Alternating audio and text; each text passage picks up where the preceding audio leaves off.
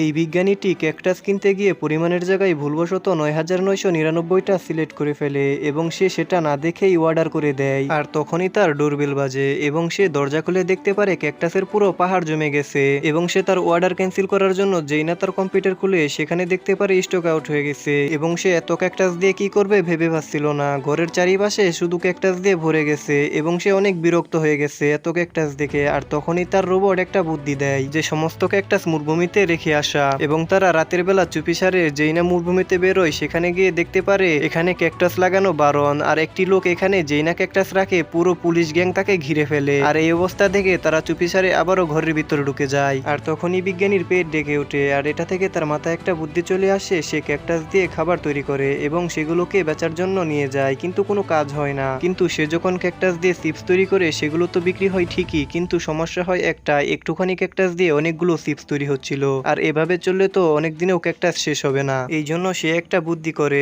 সে তার বাড়িতে সকলকে দাওয়াত করে আনে এবং সেখানে শুধু ক্যাকটাস দিয়ে সব কিছু ভরে রেখেছিল। সেখানে কেক থেকে শুরু করে সমস্ত কিছুই শুধু ক্যাকটাস ছিল।